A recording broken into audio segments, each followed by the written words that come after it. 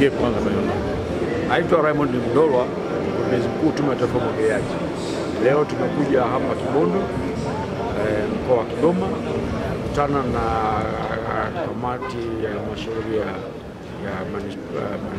ya Kibondo kuzungumzia mradi wa RIPU.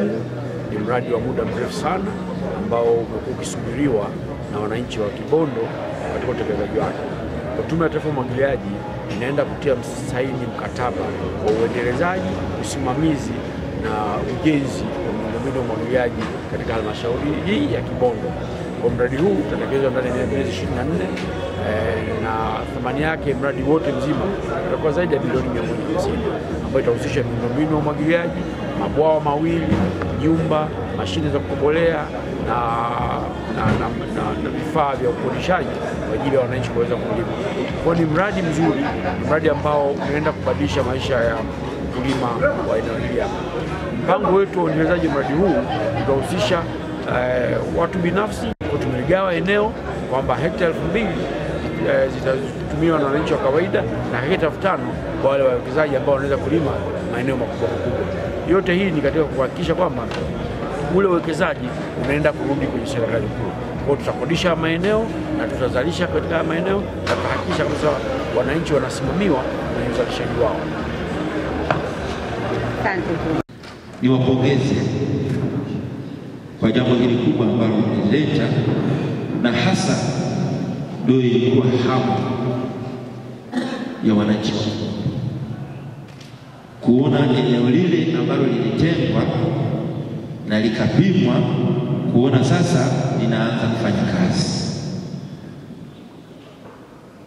Mheshimiwa Mwenyekiti wa halmashauri, eneo lile lilikuwa linatupa wakati mgumu sana. Wananchi walikuwa naona kama vile ni pori, wakiamini kile ambacho tuliwahi kuambia, lakini walikuwa hawajawahi kuona matokeo yake. Sasa nimeshukuru kiongozi pale amesema mradi tayari umeanza. Tunashukuru sana. Wanauliza jambo moja kwamba kulinda kule mto Malagarasi, kuendelea na uwasili wake ili tusipoteze maji. Nalo hilo tumejipange kuliweka vizuri kwa maana ya kutunza ule mto Malagarasi, kwa sababu pembeni yake kuna kiwanda, kuna kilimo tena kinachofanana pengine na hiki cha kwetu, ingawa kitakuwa tofauti kidogo. Jambo la tatu ambalo nalizungumza pia, wananchi wanauliza tutakuwa na njia ya kuendelea kuvua samaki.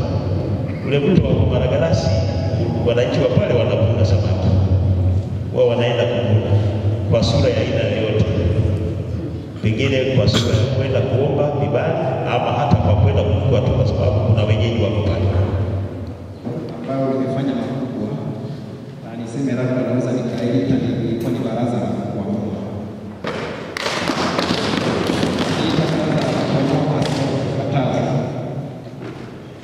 Tumekuamua miradi ambayo ilishindikana na kidogo ilikuwa inaendelea kupotea.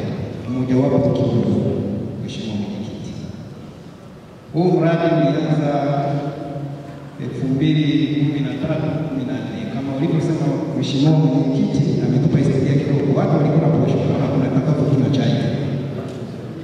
Walikula posho, naona Mheshimiwa Kakatiza ameikumbuka hiyo posho.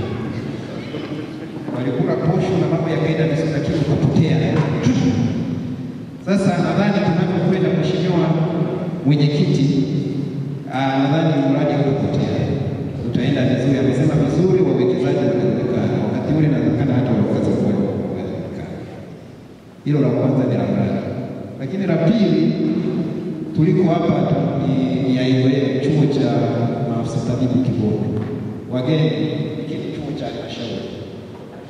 Kwa hiyo tunaomba mtuletee watoto, tunatoa kozi ya utabibu clinical officer. Na walikuwa wanaomba halmashauri iridhie wao wanakodi hayo maeneo. Yaani kwa hali hivyo tu sasa hivi waendelee kulima. Kwa hiyo kwa maana ya tulipopokea wasilisho hapa, ninataka kuamini kwamba wananchi watafurahi sana. Na mara nyingi sana mimi huwa nasema anayethubutu ndiye huwa